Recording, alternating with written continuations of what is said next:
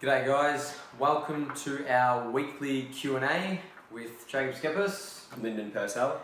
and today we've got a really good question from young Aiden McCormack. What's the question, Don? Alright, Aiden asks, when looking to build muscle, should there be more emphasis on the contraction and squeeze throughout the movement than just moving the weight? It's a very good question because obviously we know that the mind-muscle connection is an important element, and being able to feel the muscle means that we're typically using good technique throughout a movement.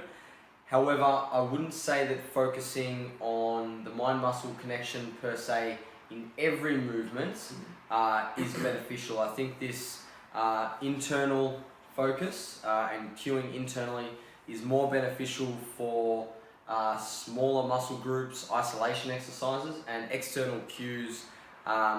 Focusing on, obviously knees out and things like this is far more beneficial for compound movements such as the squat, especially when you're going heavy.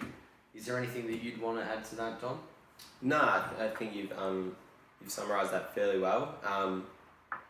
Basically when you're going for big compound lifts, like focusing on external cues will ensure performance.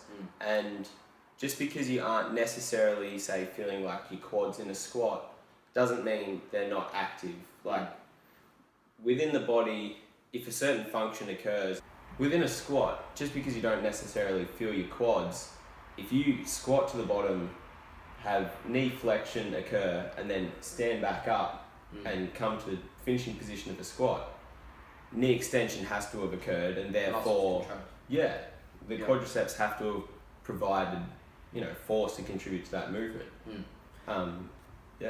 I think that's a brilliant point. If there's movement, there's going to be contraction to a degree. And when we don't perform an exercise in a high rep range, we don't get that metabolite build-up that we otherwise do when we're performing high rep, lower load kind of work, where you start to feel the muscle burning, and it's a lot easier to get a mind muscle contraction. In those heavier compound movements, you may not feel the muscle working, but that doesn't mean that it hasn't contracted. And focusing on the mind-muscle connection in those big lifts can sometimes be quite dangerous, especially if you've got a high percentage of your 1 rep max on the bar. For example, if you're doing a bench press, 1 rep max, and you're focusing on squeezing the chest, that's the last thing you want to be worrying about. You want to be focusing on pushing that bar back to your eyes and driving your legs down and away from the bench, and external focus so that you can perform the necessary task. It's not to say that the mind-muscle connection doesn't have its place, and we need to remember that building muscle is a function of total volume and progressively overloading volume over time. So whilst mind-muscle connection can help you with those isolation movements and ensure that you're doing them properly, it shouldn't be the focus for muscle building per se. There's other metrics that we want to be using to objectively measure our progress in the gym.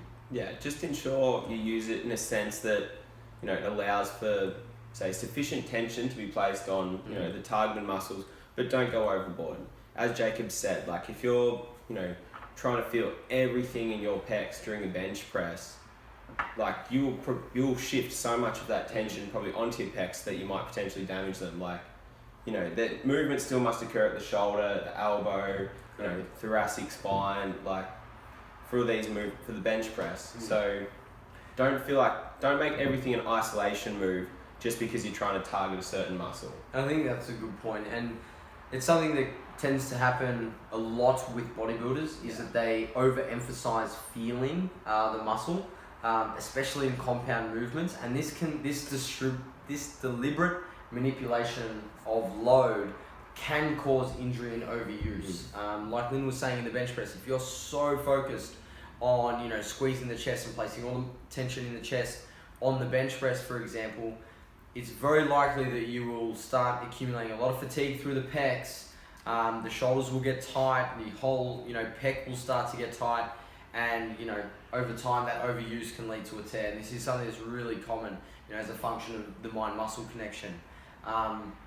Whereas on a tricep extension, this is where you want to minimize any other muscles involvement in that movement and really focus on squeezing it against the weight. So that's where the mind-muscle connection can be useful. But again, progressive volume overload is your focus for hypertrophy, and then just understand that some movements lend themselves better to external cues and some exercises lend themselves better to internal cues. I think we've answered that one for you, Aiden. Guys, if you've got any questions, comment below and we'll speak to you shortly.